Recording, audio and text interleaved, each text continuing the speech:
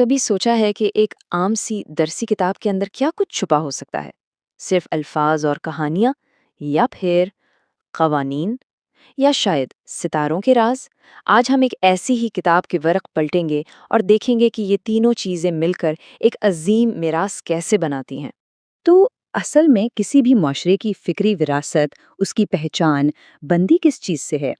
کیا یہ وہ کہانیاں ہیں جو ہم ایک دوسرے کو سناتے ہیں، یا وہ اصول اور قوانین جو ہم اپنی زندگی گزارنے کے لیے بناتے ہیں، یا پھر کائنات کو سمجھنے کی ہماری یہ نہ ختم ہونے والی جستجو؟ شاید اصل جواب ان تینوں کے ملاپ میں ہی کہیں چھپا ہے۔ آئیے ادب، قانون اور سائنس سے بنے اس تانے بانے کو کھولتے ہیں۔ تو آئیے اس سفر کا آغاز کرتے ہیں اس سب سے طاقتور اوزار سے جو انسان کے پاس ہے، اور وہ ہے قلم۔ یہ وہ طاقت ہے جو خیالات کو جنم دیتی ہے، معاشروں کا عکس دکھاتی ہے اور تہذیبوں کو ایک نئی شکل دیتی ہے۔ اب سب سے بنیادی سوال یہ اٹھتا ہے کہ آخر یہ ادب، یہ لٹریچر ہے کیا چیز؟ کیا یہ صرف لفظوں کا کھیل ہے یا اس کا کوئی گہرا مطلب بھی ہے؟ ہماری درسی کتاب اسی سوال کی گہرائی میں اترتی ہے اور یہیں سے ہماری ادبی تنقید کی گفتگو کا آغاز ہوتا ہے۔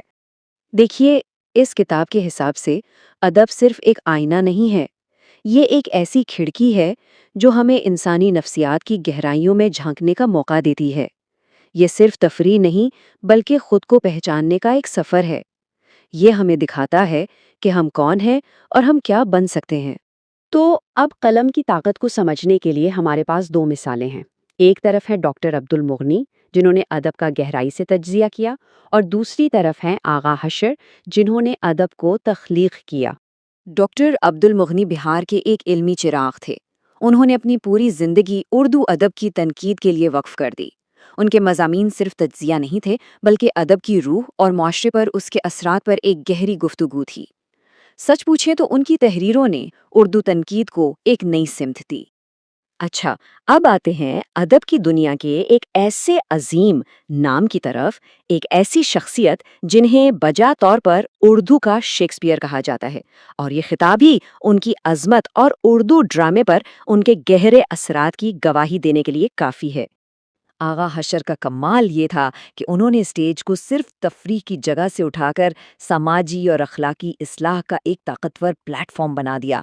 ان کے ڈرامے تفریح تو دیتے تھے، لیکن ساتھ ہی معاشرے کی دکھتی رگ پر بھی ہاتھ رکھتے تھے، جس سے لوگ اپنے دور کے بڑے مسائل پر سوچنے پر مجبور ہو جاتے تھے۔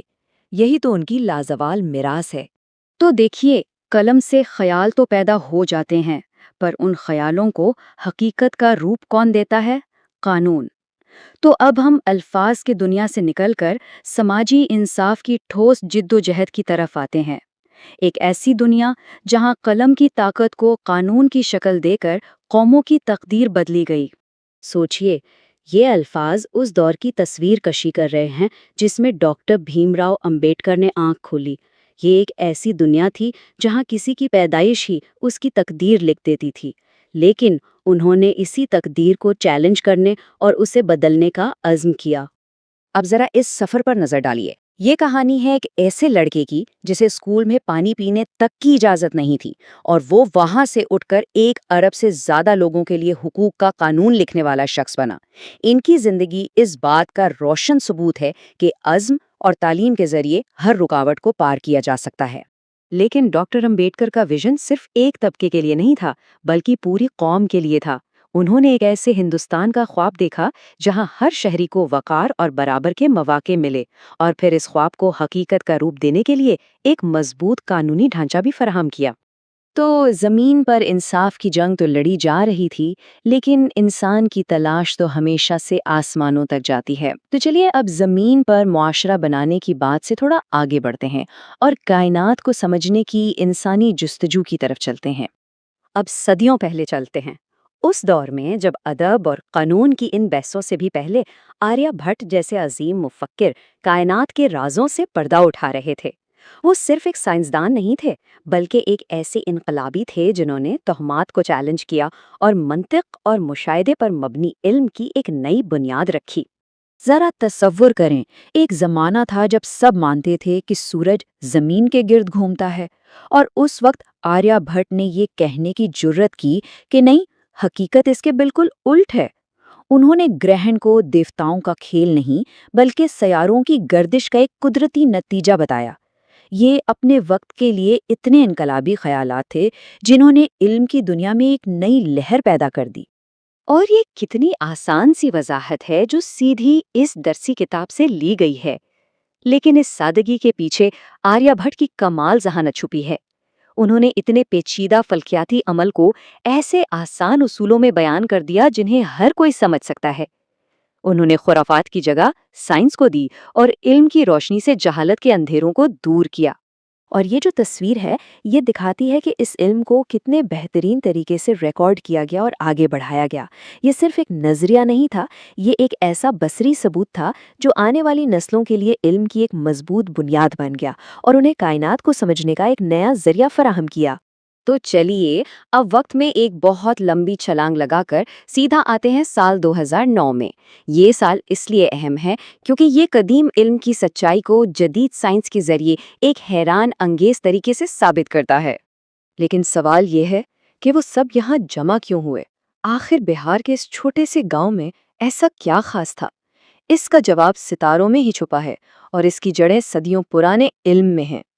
یہ واقعی ایک تاریخی لمحہ تھا۔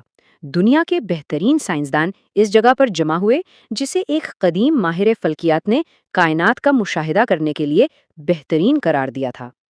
یہ اس بات کا ثبوت تھا کہ آریہ بھٹ کا علم وقت کی کسوٹی پر پورا اترا اور قدیم بصیرت آج کی جدید ٹیکنالوجی سے بھی ہمانگ تھی۔ تو ہم نے ادب، قانون اور سائنس، ان تین الگ الگ راستوں کا سفر تو کر لیا۔ اب وقت ہے ان دھاگوں کو جوڑ کر پوری تصویر دیکھنے کا کہ یہ مل کر کس طرح ایک عظیم میراث کا تانا بانا بنتے ہیں۔ دیکھیے، یہ تینوں چیزیں مل کر ہی ایک مضبوط اور مکمل وراثت کی بنیاد رکھتی ہیں۔ ادب ہمیں خواب دیکھنے کی ہمت دیتا ہے، قانون ان خوابوں کو حقیقت کی زمین پر اتارنے کا ڈھانچہ فراہم کرتا ہے، اور سائنس ہمیں اس کائنات کو سمجھنے کی بصیرت دیتی ہے جس میں ہم رہتے ہیں۔ تو اس سب سے ہمیں کیا پتہ چلتا ہے؟ یہی کہ علم الگ الگ کھانوں میں بٹا ہوا نہیں ہے، بلکہ سب ایک دوسرے سے جڑا ہوا ہے۔ ایک ادیب کا لکھا ہوا لفظ ایک قانون بنانے والے کو انصاف کی جنگ لڑنے کی پریرنا دے سکتا ہے، اور ایک سائنسدان کی دریافت ہم سب کے لیے کائنات کے نئے دروازے کھول سکتی ہے۔ اور آخر میں یاد رکھیے کہ میراث صرف ماضی کی داستان نہیں ہوتی، یہ مستقبل کا ایک وعدہ بھی ہے۔ ڈاکٹر مغنی، آغا حشر، ڈاکٹر امبیڈکر اور آریہ بھٹ نے اپنے اپنے ابواب لکھ کر ہمیں ایک راستہ دکھایا ہے۔ اب یہ ہم پر منحصر ہے کہ ہم اس کہانی کو آگے کیسے بڑھاتے ہیں۔ آپ کی شرکت کا شکریہ۔